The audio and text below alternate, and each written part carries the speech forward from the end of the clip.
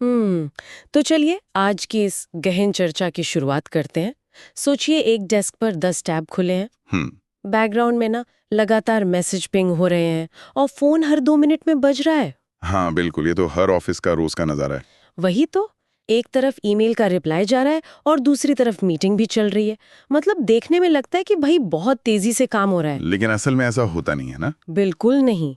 आज के जो हमारे स्रोत हैं वो साफ बताते हैं कि इस मल्टीटास्किंग के भ्रम में ना उत्पादकता असल में दम तोड़ रही है।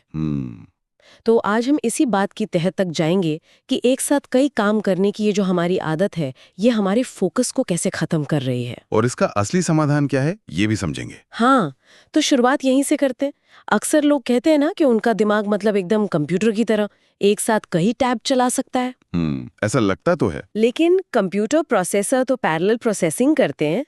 क्या इंसानी दिमाग सच में ऐसा कर पाता है या ये सिर्फ एक धोखा है? देखिए, ये पूरी तरह से एक धोखा है। मतलब इंसान का दिमाग ना पैरेलल प्रोसेसिंग कर ही नहीं सकता। अच्छा। हाँ, जब हमें लगता है कि हम मल्टीटास्किंग कर रहे हैं तो असल में हम बहुत तेजी से बस एक काम से दूसरे काम के बीच ना स्विच कर रहे होते हैं। ओ, मतलब एक से दूसरे पे कूद रहे हैं। बिल्कुल, और यहीं से सारी समस्या शुरू होती है।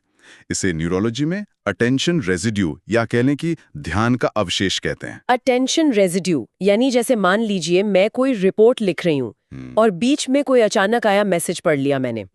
तो क्या दिमाग का एक हिस्सा अभी भी उस रिपोर्ट वाले विचारों में ही अटका रहता है? एकदम सही पकड़ा आपने। दिमाग को ना एक काम के नियम हटाकर दूसरे काम के नियम लोड करने पड़ते हैं।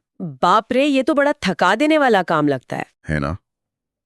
इस लगातार कॉन्टेक्स्ट स्विचिंग में दिमाग को भारी मात्रा में ग्लूकोज जलाना पड़ता है। अच्छा, इसीलिए इतनी थकान होती है। हाँ, हर स्विच एक शारीरिक और मानसिक कीमत वसूलता है। यही वजह है कि बिना कोई बड़ा काम पूरा किए भी दिन के अंत में भयानक मानसिक थकान महसूस होती है। मतलब हम बस थकते हैं, काम कुछ नहीं होता। तो इसका मतलब तो ये हुआ कि मल्टीटास्किंग पूरी तरह से एक बुरी आदत है। पूरी तरह से नहीं। नहीं?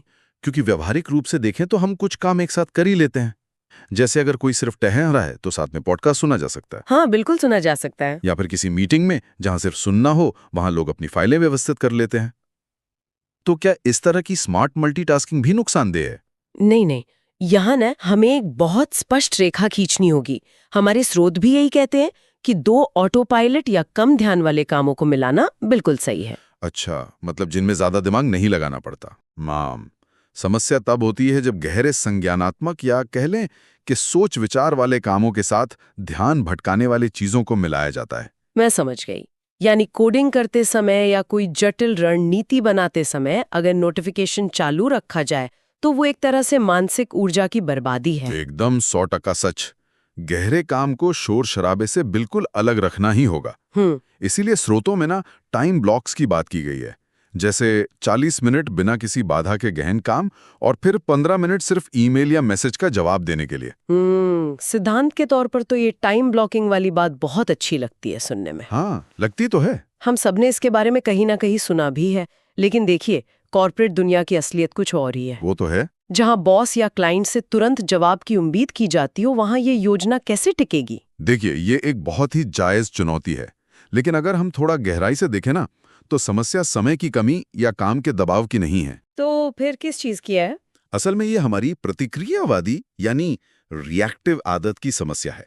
हम योजना बनाने के बजाय पूरे दिन सिर्फ दूसरों की मांगों पर रिएक्ट करते रहते हैं। ओ, मतलब हम बस फायर फाइटिंग करते रहते हैं पूरे दिन। बिल्कुल। और ऐसे माहौल में बात सिर्फ टाइम मैनेजमेंट की नहीं रह जाती। बल्कि ये एनर्जी मैनेजमेंट यानी ऊर्जा प्रबंधन के बात बन जाती है। एकदम सही। क्योंकि हमारे पास दिन भर में ना उच्च स्तर के फोकस के लिए बहुत सीमित ऊर्जा होती है। सही कहा आपने। इसीलिए शोध इस बात पर जोर देता है कि दिन के उस हिस्से को पहचानना बहुत जरूरी है जब दिमाग सबसे ज्यादा तरोताजा हो और उसी वक्त सबसे मुश्किल काम निपटाए जाए, राइट? हाँ, दिन में सिर्फ 2 या 3 बार ईमेल चेक करने का नियम बनाना शुरू में थोड़ा मुश्किल लग सकता है। और इससे ऑफिस में कुछ घर्षण या दिक्कत भी पैदा हो सकती है शुरुआत में। बिल्कुल हो सकती है। लेकिन ज्यादा काम करने और बेहतर काम करने के बीच ना यही एक फर्क है। लुबाब ये है कि फोकस हमेशा अव्यवस्था को हरा देता है। हाँ, काम को लगातार स्विच करने की बजाय अपनी ऊर्जा को बचाना और उसका सही जगह निवेश करना ही असली उत्पादकता है। बिल्कुल। और हमें ये भी नहीं भूलना चाहिए कि हम इंसान हैं, कोई मशीन नहीं है। सही बात है। इसलिए 2 बड़े कामों के बीच छोटे ब्रेक लेना और अपने दिमाग को उस स्विचिंग की थकान से उबारने का मौका देना भी इसी ऊर्जा प्रबंधन का एक बहुत अहम हिस्सा है।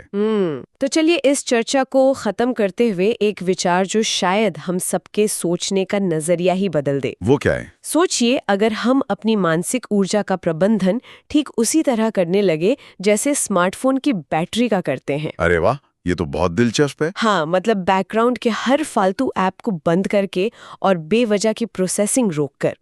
तो शायद केवल काम के घंटों में ही नहीं, बल्कि काम के बाद के निजी जीवन में भी हम कहीं अधिक ऊर्जावान और शांत महसूस करेंगे। बिल्कुल, बहुत सही बात कही आपने। इसी विचार के साथ आज के इस गहन चर्चा को यहीं समाप्त करते हैं।